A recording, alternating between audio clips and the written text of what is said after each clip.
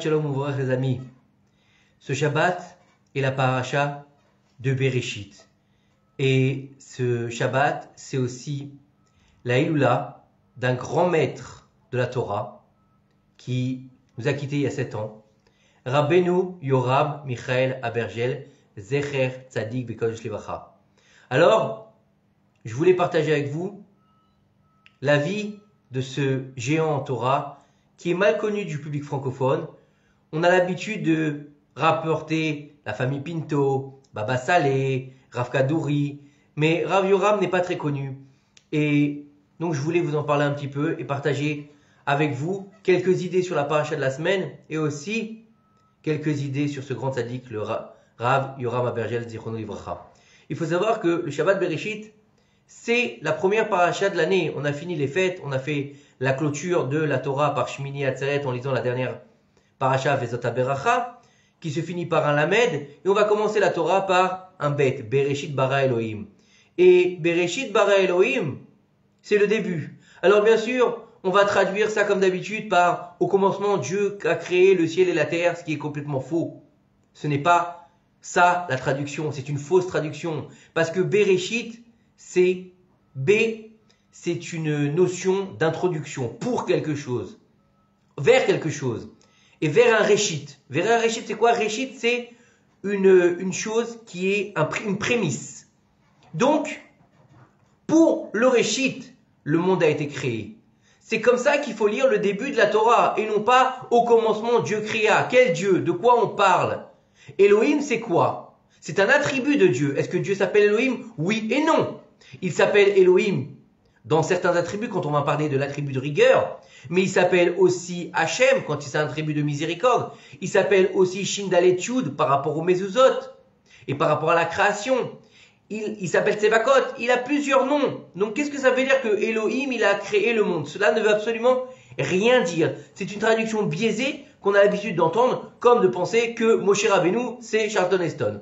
Ça aussi, c'est pas exactement la vérité. Et il faut savoir que le Shabbat Bereshit, il a une importance particulière. C'est un Shabbat qui détient un niveau beaucoup plus élevé que tous les Shabbatot. Pourquoi? Parce qu'il est possible d'attirer vers soi ce Shabbat-là toutes les forces de la création du monde, puisque c'est ce Shabbat-là que le monde a été créé. On a eu 6 jours de création, Bereshit. Le mot Bereshit est composé de 6 lettres. Et donc dans ces 6 lettres, on a les 6 jours de la création. Et au 7e jour, Dieu s'est reposé. Ce qu'on appelle le Shabbat. Il faut savoir que le Sefer Bereshit, c'est le plus grand Sefer de tous les Sfarim. C'est celui où il y a le plus de mots. C'est celui où il y a le plus de parchemins dans le Sefer Torah. Il y a 15 parchemins dans le Sefer Torah de Bereshit, dans le Sefer Bereshit, alors que dans les autres, il y en a beaucoup moins. Et nos sages nous disent que rien que dans le mot Bereshit, on a à l'intérieur les 5 Sifrei Torah et toute la Torah écrite et toute la Torah orale, rien que dans le mot Bereshit. Et il faut savoir que des trésors sont cachés dans cette paracha. Il faut savoir que ce Sefer et cette paracha sont les clés du début du monde. Les clés du renouveau, un renouvellement. On recommence la Torah. Pourquoi on recommence la Torah? Parce qu'on se renouvelle. Et il faut savoir quel intérêt? Il faut savoir que lorsque Dieu a créé le monde, il a dit que la lumière fut. Et nos sages nous expliquent que la lumière de la création, la lumière, la première lumière, pas la lumière qu'on a aujourd'hui, pas celle du soleil en fait, ça s'appelle Oraganuz. Et Oraganuz, lorsque Dieu il a créé cette lumière, il a vu cette lumière, il a dit elle est bonne cette lumière. Mais le problème qu'il y a, c'est que les gens ne vont pas être capables de la supporter. Et surtout à partir du moment où ils vont fauter les hommes, ils vont pas être en mesure de pouvoir être éblouis par cette lumière qui est immense. À tel point qu'on nous dit que le Rocher de Mitzrayim, c'était pas du Rocher comme nous on croit. C'était quoi? C'était la nuit, c'était sombre, il y avait l'obscurité. Non, on nous dit que le Rocher de Mitzrayim, c'était justement Oraganuz qui avait été dévoilé, une lumière tellement éblouissante qu'on en devenait aveugle. Comme si quelqu'un, il pouvait regarder le soleil à son zénith. C'est impossible, il va se brûler les yeux. Alors imaginez, si Dieu y dévoile la lumière originelle, personne ne peut la regarder, puisqu'on est rempli de péché. Il faut être un tzaddik pour pouvoir la regarder. Mais comment est-ce qu'on va récupérer cette lumière? Nos sages nous disent que cette lumière, les tzaddikim, ils arrivent à la récupérer en étudiant la Torah. Elle est cachée à l'intérieur du Sefer Torah. Où ça? quand on lit la Torah, on va avoir des lettres noires sur du parchemin un peu crème, un peu blanc. On n'a pas de lumière. Si, on a une lumière. La lumière du Organouz, elle se trouve entre les lettres. Il faut savoir qu'il est interdit d'écrire un Sefer Torah ou une mezouza ou des téphilines en collant les lettres. Chaque lettre doit être bien distincte et elle doit avoir ce qu'on appelle moukavvil. Autour d'elle, elle doit avoir du blanc. Et c'est quoi ce blanc? C'est la lumière du Organouz. Et lorsqu'on arrive à déchiffrer la Torah dans une sainteté complète, eh ben on peut lire en fait ce qui est écrit, pas en noir sur blanc, mais en blanc sous le noir. C'est-à-dire qu'on va découvrir la lumière du Organouz à l'intérieur et autour des lettres de la Torah. Comme ça, ils nous disent nos chachamim. Il faut savoir que dans la Torah, dans le Sefer Bereshit, on va avoir seulement que 3 mitzvot.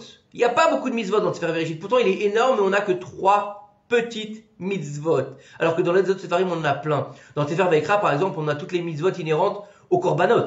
Donc, il y en a beaucoup. Dans le Sefer Devarim, Moshe va nous expliquer toutes les mitzvot. On va parler de Sha'atnez, on va parler du lait et la viande, on va parler de tous les animaux qu'on peut manger ou qu'on ne peut pas manger, la cache-route. Mais dans le Sefer Bereshit, on a 3 mitzvot. C'est pas des petites mitzvot, mais 3 petites. Il y en a qui disent 4. 3 des Horaïta et une des Rabbanan. 3 mitzvot, la Brit Mila, le guide à lâcher, interdiction de manger le nerf sciatique. Et la 3e, c'est quoi? C'est plutôt la première qui s'appelle Perou Urvu, la mitzvah d'avoir des enfants. Et la 4e, c'est quoi? C'est le troum de Shabbat, c'est-à-dire de jusqu'où on peut aller Shabbat. Et la première des mitzvot de la Torah, c'est Perou Urvu, croisser et multiplier. Ça veut dire quoi? Il faut avoir des enfants. Mais on a un lignan de dire, oui, alors pourquoi on dit croisser et multiplier?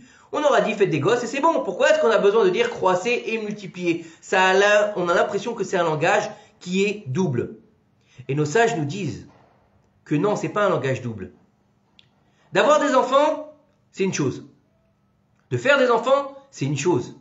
Mais de les éduquer, c'est une autre chose. C'est-à-dire que Dieu nous ordonne dans cette première paracha, dans cette première mitzvah de la Torah, qui est la première des 613 mitzvot, Dieu nous dit, il va falloir que vous ayez des enfants, mais il va falloir que vous les éduquiez. Comment?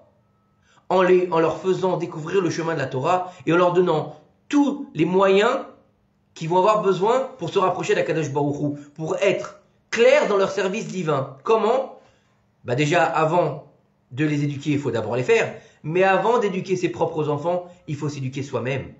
Parce que si nous, on n'est pas éduqués à notre service divin, si on n'est pas capable de savoir comment se rapprocher d'Akadosh Baruch Hu, comment nous, on va l'expliquer à nos enfants? Comment on va dire à nos filles, écoute ma fille, il faut que tu sois tsanoua parce que c'est la volonté de Dieu, parce que quand il a créé Ève, il lui a dit, tiye tsanoua, 2 fois. Il a dit, je mets en toi l'essence même de la femme juive, c'est la tsniout.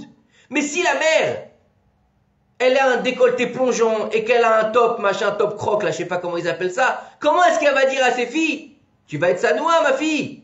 Si elle a la culotte qui remonte, comment est-ce qu'elle va dire ça à sa fille? C'est impossible. Il faut être clair, il faut être cohérent dans sa Torah, il faut être cohérent dans son éducation.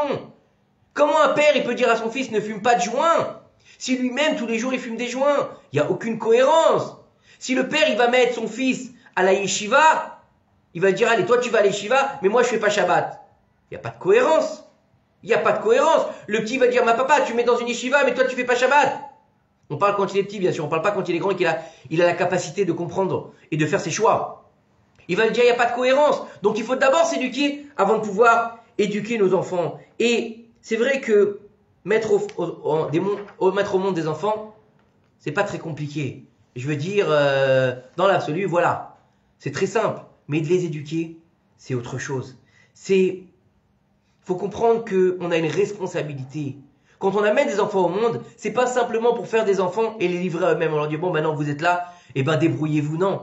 On a une responsabilité vis-à-vis d'eux. Bien que dans la Torah on nous dit qu'on a l'obligation de nourrir ses enfants jusqu'à 6 ans, mais on a une obligation de leur faire comprendre ce qu'est la vie. Et c'est pour ça que le premier des Sefer, le premier livre de toute la Torah, il s'appelle Sefer Bereshit. Et pourquoi il n'y a pas beaucoup de lois dans le Sefer Bereshit? Parce que Derech Eretz Kadma la Torah. Dans le Sefer de Bereshit, on va raconter beaucoup d'histoires. On va nous raconter la création du monde. On va nous raconter Avraham Avinu, Yitzhak Avinu, Yaakov Avinu, Yosef Hatzadik.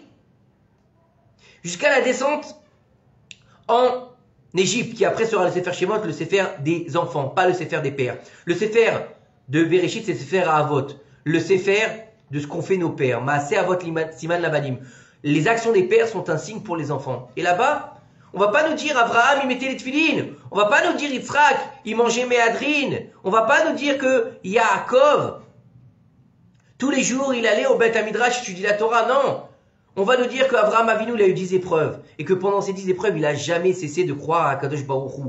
On va nous dire que Yitzhak Avinu, bien qu'il avait 37 ans, il a donné son coup sur l'autel du sacrifice pour Akadosh Baruch Hu. Bon, personne n'a demandé de se faire tuer pour ça, on parle pas de ça. Mais c'est comprendre la Messirut Nefesh, l'implication et l'abnégation totale à Kadosh Baruch Hu. Yaakov Avinu, qui est Ishtam Yosef Elohim, le Bechir Avot, celui qui a été choisi par Kadosh Baruch Hu pour être celui qui allait mettre au monde les 12 tribus.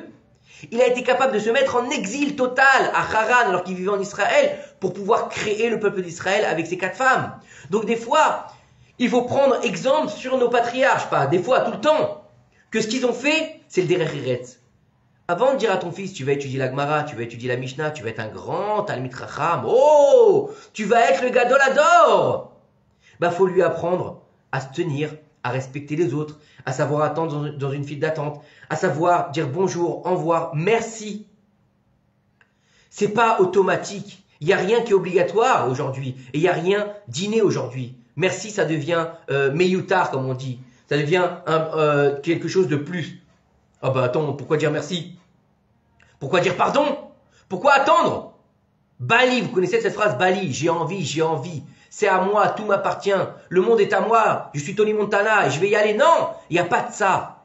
Il faut comprendre que faut éduquer nos enfants à Derech Eretz. Et si on donne une Gemara à un enfant, si on lui donne de la Mishnah, si on lui donne de la Torah, mais qu'on lui donne pas Derech Eretz, sa Torah elle ne vaut rien. C'est comme si il avait étudié les mathématiques, la physique, l'algèbre. C'est de la science. C'est pas une Torah. La Torah elle a besoin d'un Derech Eretz. C'est facile de s'habiller en religieux et de dire j'ai étudié la Gemara, mais si t'as aucun Derech Eretz, si tu sais pas parler avec les gens, si tu vas étudier la Gemara toute la journée au kollel et que après tu craches sur tes voisins, où est ton Derech Eretz? Ou que tu pousses un vieux monsieur dans le bus parce que tu veux monter dans le bus, il est où ton Derech Eretz? Ah mais j'ai appris la Gemara toute la journée, et alors? C'est comme si que tu étais un porc avec un anneau en or dans le nez. Tu ne vaux rien. Donc d'abord, avant d'étudier la Torah, avant de se dire Rav, rabbin, gadol et tout ce qu'on peut entendre aujourd'hui. Aujourd'hui, il y a des mecs qui restent une demi-heure au kollel la journée. Pendant le reste de la journée, ils vont boire des cafés, ils vont fumer des clopes, ils vont discuter. Et il faut les appeler monsieur le rabbin, il faut leur embrasser la main. Mais jamais de la vie. Jamais de la vie. Un Derech Eretz Kadma la Torah, le savoir-vivre, il a été en premier lieu donné dans le Sefer Bereshit et c'est pour ça qu'il est le premier Sefer, le Sefer à Avot, celui d'apprendre de ses pères. Comment est-ce qu'on va venir au monde? Parce que notre père, il nous a donné une éducation. Notre père, il nous a expliqué comment se tenir en société, comment grandir, comment avancer dans la vie, comment prendre les bonnes décisions. Et aujourd'hui, les enfants ne veulent pas écouter leurs parents. Oh, tu me saoules. Oh, toi le vieux, de toute façon, t'es dépassé. Oh, toi la vieille, de toute façon, laisse-moi tranquille. Oh, la belle-mère, elle sert à rien. Non. Non. Respecte ton père, respecte ta mère, c'est le 5e commandement. Et on nous dit que nos sages nous disent que dans ce commandement, il y a aussi respecte ton beau-père et ta belle-mère. Bien sûr, on parle quand c'est des gens normaux. On parle pas quand c'est des gens qui viennent nous pourrir la vie, nous angoisser la santé. Non, on parle pas de ça. On parle pas quand c'est des gens qui se mêlent de tout et qui font des problèmes dans le couple. On parle de gens normaux, de gens qui ont de l'amour pour leurs enfants, de gens qui ont de l'amour pour leur gendre et leur belle-fille. On parle de gens comme ça.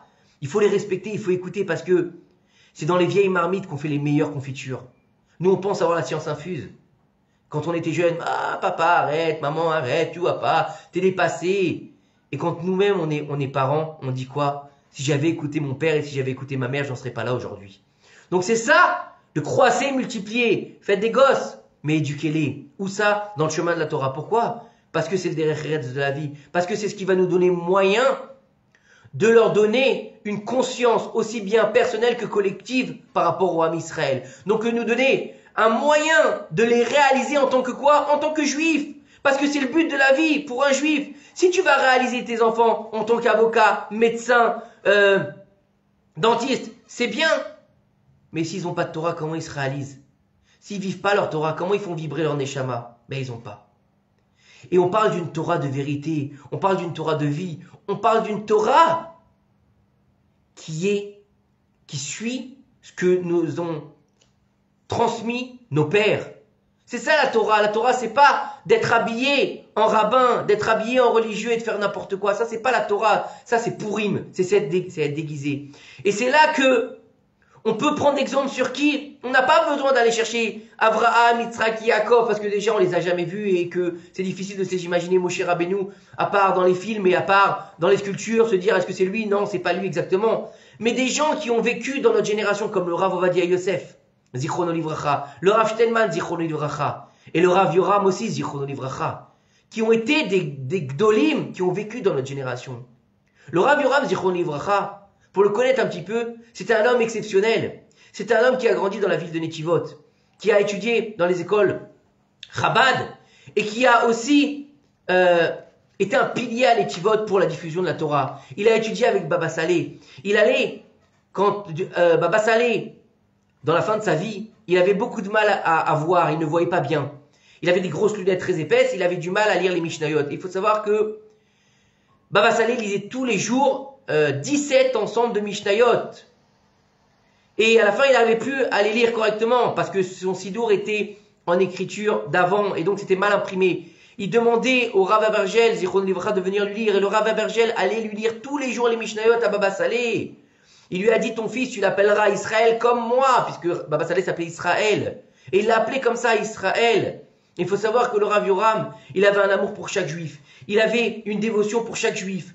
Il est niftar, jeune.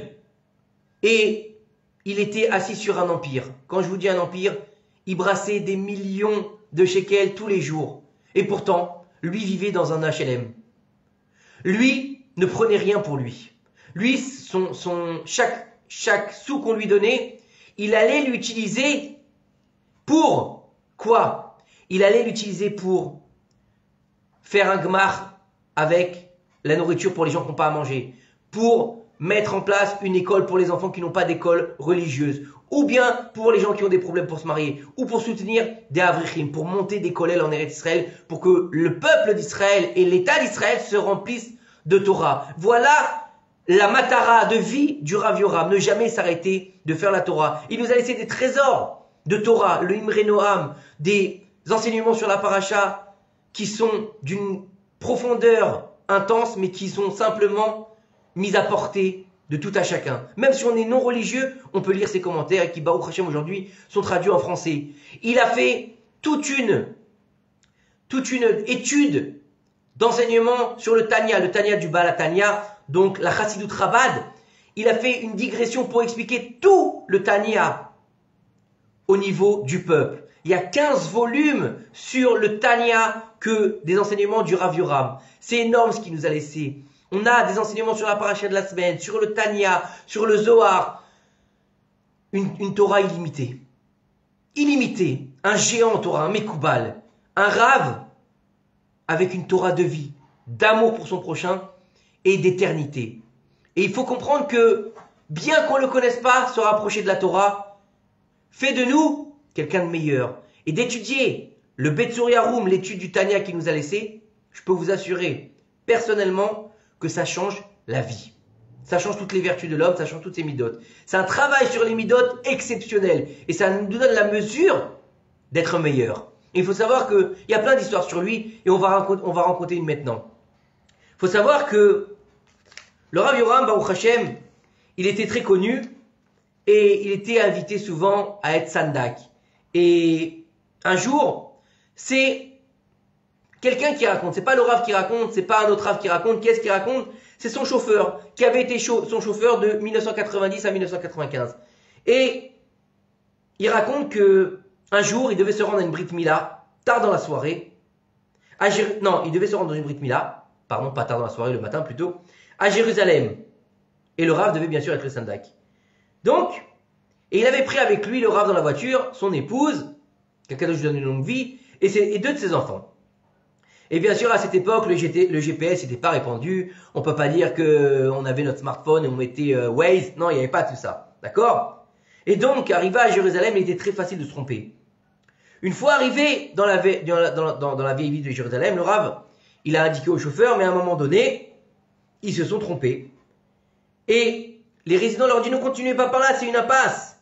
Et le chauffeur ne les a pas écoutés, il a continué sur la route pour trouver l'endroit où se passait la Brit Mila.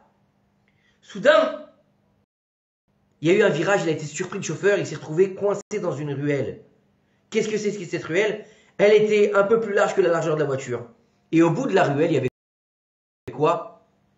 Un mur en béton, donc ce qu'on appelle un cul-de-sac. Donc il n'y a pas où aller en avant, il n'y a pas où aller à droite, il n'y a pas où aller à gauche. Le chauffeur arrête la voiture pour pas s'enfoncer plus loin. Et quelques secondes après, la voiture est encerclée par une vingtaine d'Arabes, des terroristes, qui sont devant la voiture, qui viennent de sortir d'un café à proximité. Ils avaient le regard de la mort dans les yeux. Et ils ont commencé à dire en hébreu des phrases effrayantes, comme « Vous ne sortirez pas d'ici vivant. Voilà votre dernière demeure. Vous allez mourir. C'est terminé pour vous. » Qu'Hachem nous en préserve. Rav Yoram, il dit à son chauffeur et il dit à sa femme et ses enfants, ne sortez pas de la voiture. En aucun cas. Qu'est-ce qu'il dit? Il sort de la voiture, lui. Et il se tient devant la voiture à côté des terroristes. Pendant quelques secondes, il les regarde sans peur, sans bouger les yeux. Et soudain, ils ne bougent plus, les terroristes. Ils se sont tus. Ils n'arrivaient plus à bouger. Ils étaient comme immobilisés par la peur. Immobilisés par la peur, comme des statues. Le Rav remonte dans la voiture. Il demande au chauffeur de faire demi-tour. Le chauffeur, il ne peut pas faire demi-tour. Il dit, comment je peux faire demi-tour? C'est impossible, il n'y a pas la place. Et le Rav lui dit, fais demi-tour. Ne me demande pas comment. Fais la manœuvre. Le chauffeur dit, encore aujourd'hui, je ne sais pas comment j'ai pu faire demi-tour, mais la voiture, elle a tourné à 180 degrés.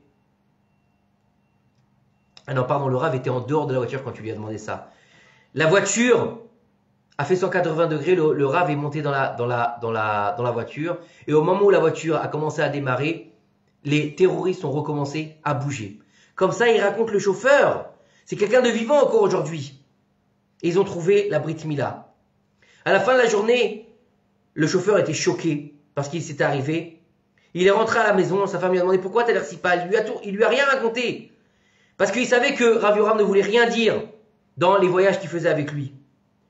Dans les jours qui ont suivi, le fils du Rav, il lui a dit, lorsque le Rav il l'a réveillé pour aller à l'école, il lui disait, lève-toi, Hachem nous a littéralement sauvés de la mort. Donc tu lui es redevable. Pendant quelques semaines, le chauffeur a gardé cette histoire dans son cœur, il l'a raconté à personne. Et puis le jour de Purim est arrivé. Comme à son habitude, Rav Yoram a organisé un grand festin pour Purim avec toute sa communauté. Et le Rav il lui a demandé de raconter le miracle que nous avions vécu à Jérusalem. J'ai raconté avec émotion tous les détails de l'histoire, il nous dit le chauffeur. Pour finir, j'ai pensé que le Rav, probablement lorsqu'il a regardé, avait fait appel au Ben Ishraï. La raison pour laquelle je pensais qu'ainsi était que pendant le nombreux voyage que j'avais fait avec le Rav, Yoram, il me disait de ne pas m'inquiéter de quoi que ce soit parce que le Ben Ishraï était assis sur le capot de la voiture et nous accompagnait partout, bien sûr. On parle d'une image, on voit pas le Ben Ishraï, le Kodesh HaKodashim, le Ben Ishraï est assis sur un capot de voiture. Bien sûr, c'était une image pour rassurer le chauffeur. Alors, comme le Rav il avait l'habitude de me dire ça, il dit chauffeur, je me suis dit que c'était aussi cette fois-ci que le Ben Ishraï qui avait intercédé en notre faveur auprès d'Akadosh Baruch Hu pour immobiliser les terroristes. Et le Rav Yoram, il lui dit non. C'est pas le Ben Ishraï cette fois-ci qui est venu en notre secours. C'est le prophète Eliyahu Hanavi. Il raconte à l'assemblée, nous allions à Jérusalem pour une Brit Mila. Et le préposé à la Mila, c'est qui? C'est Eliyahu Hanavi. C'était celui qui a arrêté toute cette bande de terroristes et déplacé les murs afin que nous puissions faire demi-tour. Et comment il a dit ça, le Rav? Le plus naturel possible, comme s'il savait rien de miraculeux. C'était normal pour un Rav, parce que celui qui fait la volonté d'Hachem et qui est lié à Kadosh Baruch Hu, il fait sa volonté. Le Rav Yoram, il avait un grand niveau et il se cachait. Il n'était pas quelqu'un qui allait demander à faire des diffusions de miracles, mais des milliers de personnes qui ont assisté à ces miracles non seulement ce miracle de la voiture, mais il a fait à Ashkelon Triat Ametim, un bébé était mort, il l'a fait revivre. Et c'est les parents même qui ont raconté cette histoire, pas le Rav. Le Rav s'en est caché, sans compter des histoires affolantes, hallucinantes. Pas pour raconter que c'était un Rav de magie ou un Rav de miracle, non. Lui, quand il faisait des miracles ou quand quelqu'un lui demandait comment réussir dans la vie, comment avoir des enfants, comment s'en sortir dans une galère, il disait, regarde, va vérifier tes tefilines, va vérifier tes mezuzot, étudie la Torah, va lire le Tomer Dvorah, va étudier la Chassidoute, fais Shabbat. Il disait pas, va manger trois bougies et dis 30 télim et ça y est, tu vas t'arranger, va prendre les rouleaux de la Torah et mets-toi les encore sur la tête. Il disait pas ça. C'était pas un rave de ségoulotte comme on appelle ça aujourd'hui. Oh rave, j'ai besoin d'une ségoula pour que ça aille mieux. Non, il n'y a pas de ségoulotte. On est le Ham Ségoula, nous-mêmes on est une ségoula, mais pour être le Ham Ségoula, faut être proche d'Akadosh Baruch Hu. Et comment on est Akadosh Baruch Hu? Eh ben on est le Réchit. Réchit. Pour le Réchit. C'est quoi le premier des Réchit? Il y a 5 Réchit, il faut savoir. Et un des Réchit, c'est qui? Am Israël. Mais Am Israël, il peut pas être Réchit sans le deuxième Réchit qui s'appelle la Torah. Et la troisième Réchit non plus, il peut pas être Am Israël sans ce troisième Réchit qui s'appelle Moshe Rabbeinu. Pas non plus sur le quatrième Réchit qui s'appelle Eret Israël. Et sans le cinquième Réchit qui s'appelle comment? La crainte du ciel, l'Yirat Hashem. Qui tout le monde connaît ce passouk, Yirat Hashem ititalal. Et donc c'est la Yirat Hashem qui est le cinquième des Réchit. Et tout ça, ça fait quoi? C'est que si tu as la crainte du ciel, tu crois en Moshe Rabbeinu, tu crois en la terre d'Israël, tu crois en la Torah, et tu fais partie du peuple d'Israël, tu deviens ce qu'on appelle Am Ségoula. Le peuple qui a lui-même sa Ségoula. Donc tu as besoin de Hatzlacha, elle est dans la Torah. Tu as besoin d'un mariage, elle est dans la Torah. Tu as besoin d'avoir des enfants, c'est dans la Torah. Tu as besoin de réussite financière, c'est dans la Torah. Tu as besoin de quelque chose, tu peux le trouver dans la Torah. C'est le moment, même aujourd'hui, si tu es loin, d'utiliser ce qu'on a aujourd'hui qui s'appelle Bereshit, le renouveau. C'est le moment de se renouveler de l'intérieur, c'est le moment de renouveler nos âmes, c'est le moment de renouveler nos cœurs, c'est le moment de renouveler la flamme de notre Neshama pour se rapprocher d'Akadosh Baruch Hu. Que ces quelques paroles de Torah soient pour la guérison de ma maman, Rivka Bat Ramona Be'ezrat Hashem, qu'Akadosh Baruch Hu lui donne une très longue vie, et pour tous les malades d'Israël, et que le mérite de Rav Yoram protège tout le peuple d'Israël. Shabbat Shalom ou Mevorach.